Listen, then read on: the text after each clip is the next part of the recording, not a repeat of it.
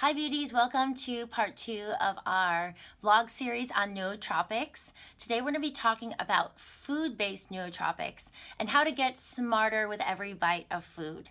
So food is a foundational part of our wellness lifestyle.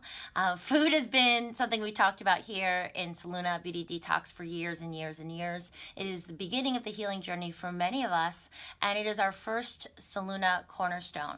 The others are body, emotional well-being, and spiritual growth. So everything really does play in and connect with each other. So when we're talking about food, we're not just talking about maintaining an ideal body weight or the energy that we get from food, but also food as the ability to keep all our organs healthy, including the very important organ of our brain. And so when it comes to nootropics, as we discussed last week, there are natural nootropics, specifically the ones that come from food, and there are some products that you may or may not want to add into your lifestyle right now. But today we're going to talk about food and foods that are very important for brain health all around. That includes memory, creativity, attention, focus, and so on. So let's get right into it, and I'm going to talk about the foods and why they have some nootropic qualities to them.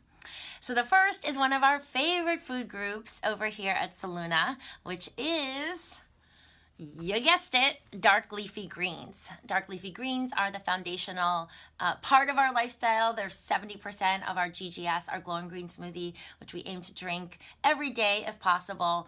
And kale and spinach are two in particular I want to point out, which are top source of lutein and zeaxanthin, which are two carotenoids which have been the focus of numerous research studies of late.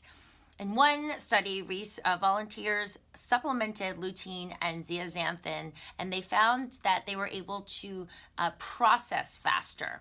So their brain was able to take information and synthesize it in a faster way, thereby boosting brain function. The definition of nootropics, one of the definitions. In another study, people with higher levels of lutein and zeaxanthin did better on a test of working memory, while their brains seemed to be working more efficiently while they were under fMRI, which is functional magnetic resonance imaging. And this is measuring brain activity as far as changes with blood flow. So we know that these compounds are very helpful to our brain. So I encourage you again to load up on your dark leafy greens. It's going to be great for your brain. GGS, Dharma's kale salad, also cooked spinach. Cooked kale is also wonderful. You can saute it. You can put it in stir fries. You can add it to bowls. Work with it in many different ways. The next is dark chocolates, one of my favorite foods. Isn't it nice to know that there are many reasons to include chocolate in your life? And there is a link between dark chocolate consumption and cognitive function, which is linked to the flavonoids found in the cocoa bean. And it's said that cocoa has the ability to increase blood flow to the brain. And quote, chocolate consumption has been significantly associated with better performance on cognitive tests, including visual memory and organization, working memory, scanning and tracking, abstract reasoning, and mini mental state examination. So the key with eating chocolate is we want to eat dark chocolate. These days I try to eat over 80%. 82%. I always go for organic chocolate. You don't want to have cacao that is laden with pesticides, which would defeat the purpose. These pesticides are not good for your brain health. So please choose organic. Please choose super dark. And you don't want to have too much right before bed because it does have some stimulating qualities. So sometimes, I don't have some right here, but I love hot chocolate. I mix it with a little bit of maca powder and hemp milk, and water it down a little bit, but that's something I drink during the day, and that's how I get a lot of my cacao in, besides the chocolate bars that I love. Next is blueberries. Blueberries are classic brain food. They contain a specific group of compounds called anthocyanins, and these have been shown to protect the brain against aging, the equivalent of up to 2.5 years for the highest level of berry consumption in human observational studies. So it's a great idea to load up on blueberries.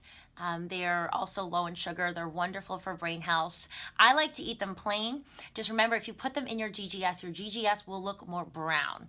which is okay if you're okay with that, but maybe not the best thing for little ones. You're trying to get look a little bit brown. So just know that, and that's one of the reasons I also love the taste of blueberries, but I like to eat them plain on an empty stomach personally, like mid-morning.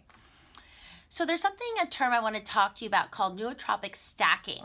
And it's this idea of how, different nootropics may benefit different aspects of cognitive function. Some are great for memory, some are great for concentration. And when you stack them together, you're going to get better results. So I like to do this as using different aspects of lifestyle to really boost brain function. So for me, the night before, I get off my devices. I'm not a TV person anyway. I don't own a TV, but I do, we will watch things on our computer sometimes, or doing work, or be on my phone. So I try to get off an hour before bed to get a deeper rejuvenation for my brain, deeper time in level 4 sleep. Meditation in the morning is something I always practice, which is also great for brain health, to really calm the brain, calm your mind, to get in and create more mindfulness, deeper breathing, which is going to benefit your brain during the day. I walk on the beach for stress management exercise. Healthy exercise is always going to be great for your brain health. And then I have my GGS with dark leafy greens in it, one of our top brain foods, as we just discussed. And then I often have blueberries to add that little extra kick as a brain boosting food.